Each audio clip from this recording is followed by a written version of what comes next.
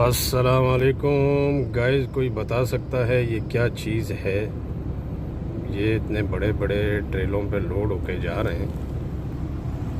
ये new city में कुछ है, पता नहीं क्या चीज़ है ये।